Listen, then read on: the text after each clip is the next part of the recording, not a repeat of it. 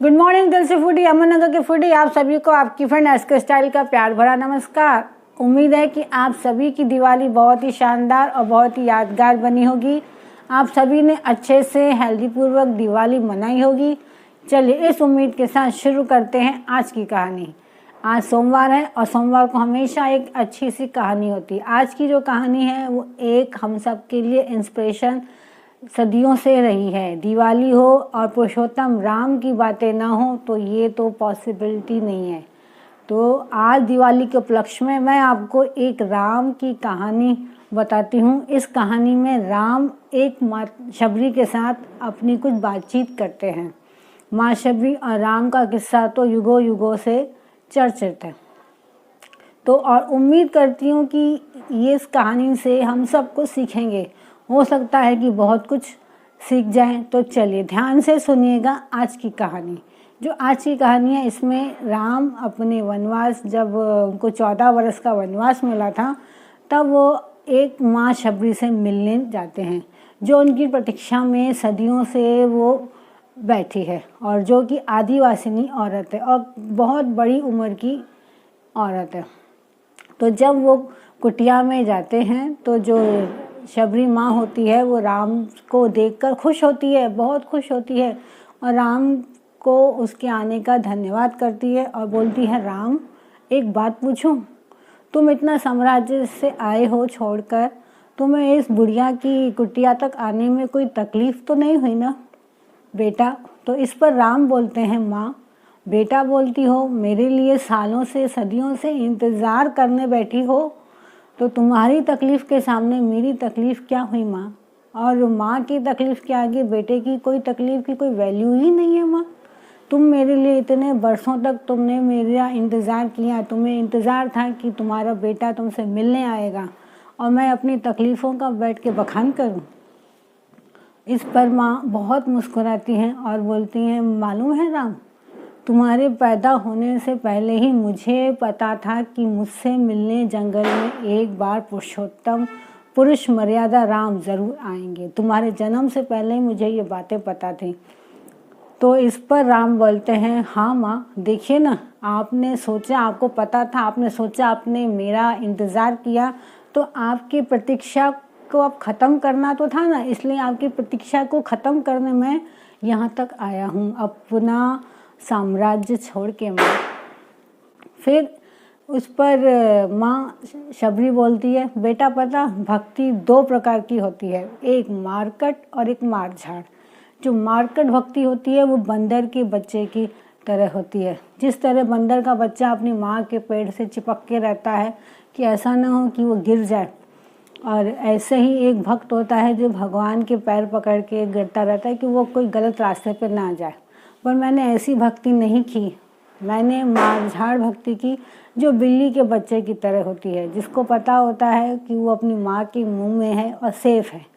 तो मैंने भी मारझाड़ भक्ति की कि मुझे विश्वास था कि एक दिन मेरा बेटा मुझसे मिलने राम ज़रूर आएगा। मैं उसके इंतज़ार में ही यहाँ तक बैठी थी। इस पर राम अपनी माँ शबरी को बोलते हैं, जब माँ ने इतना विश्वास किया है मुझ पे, तो बेटा कैसे उसके विश्वास को तोड़ देगा?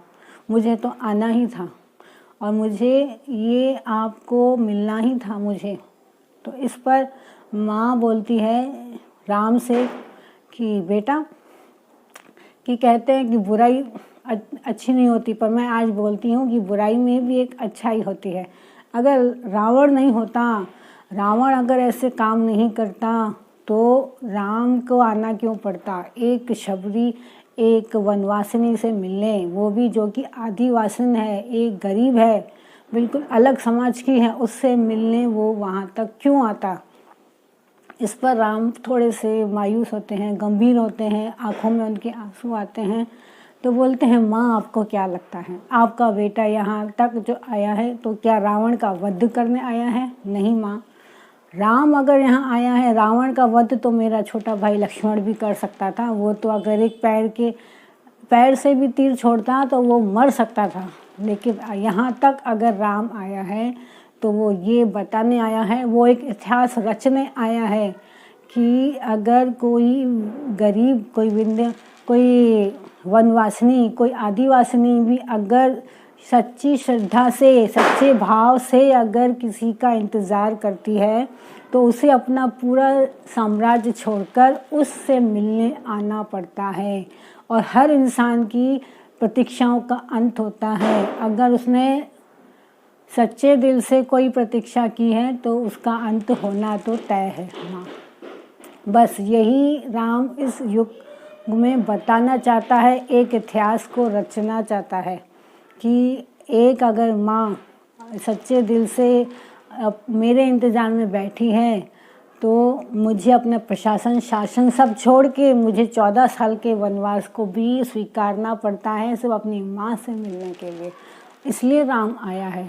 और राम इसलिए भी आया है कि वो युगों युगों तक बताए कि अगर रावण जैसा आदमी किसी सीता जैसी औरत को हाथ लगाता है तो उसके बदले में उसका पूरा परिवार ध्वस्त होता है। राम ये बताने आया है। इस पर शबरी थोड़ी सी रोने जैसी हालत होती है और फिर वो अब बात को थोड़ा सा बदलती है और फिर वो राम को बोलती है, राम बेर खाओगे? तो राम बोलता है, एक बेटा अपनी माँ से मिलने आया है तो बिना खाए वो यहाँ से जाएगा भी नहीं माँ, आपके हाथ का मैं ज़रूर खाऊंगा। और शबरी ने बहुत सारे बेर पेड़ से तोड़ के रखे थे, उसको पता था कि राम ज़रूर आएगा, तो उसने वो जो बेर थे वो बोलते हैं कि उसने स्वाद वो टेस्ट करके रखी थी। झूठे बेर उसने राम और लक्ष्मण के लिए खाने के लिए रखे थे और वही उसको परोसे गए। तो फिर जब वो राम और लक्ष्मण बेर खा रहे थे तो फिर शबरी ने पूछा, राम बेर खट्टे तो नहीं है ना? तो फिर उस पर राम ने बोला, माँ यहाँ तक आते आते तो मैं खट्टे और मीठे का स्वाद ही भूल गया हूँ।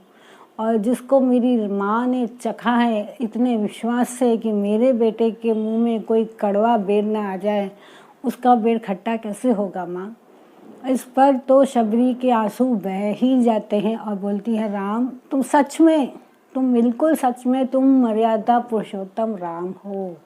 और हर इंसान को वो उसने आशीर्वाद दिया कि दुनिया का हर इंसान तुम्हारी तरह हो जाए, तो हर जन्म, हर युगों युगों तक एक अगर राम पैदा हो जाए तो कोई रावण जैसा पैदा हो ही नहीं सकता।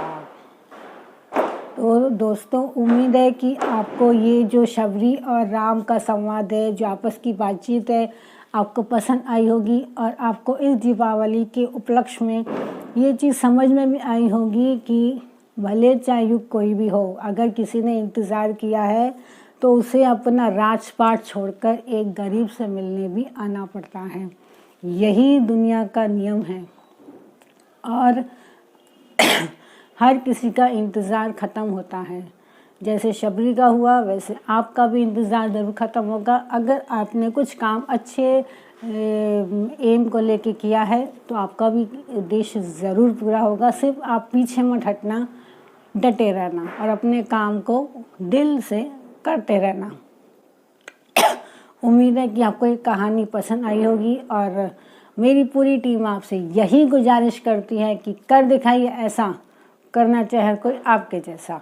और फिर मिलेंगे और प्यार के साथ, विश्वास के साथ दीपावली अच्छे से मनाते रहिए। अभी तो पंचमी तक दीपावली है, हर्षोल्लास के साथ दीपावली मनाइए। ढेरों ढेरों सारी शुभकामनाएं आपको, आपके परिवार को, हमारे और हमारे परिवार की तरफ से। इसी उम्मीदों के साथ और प्यार वाला पॉजिटिव दिया सभी की ज़िंदगी में जगमगाता रहे, यही कोशिश के साथ हम इस स्टोरी को यहीं पे रोकते हैं। फिर मिलेंगे अगले हफ्ते एक नई स्टोरी के साथ। तब तक अपना ख्याल रखें। बाय। आज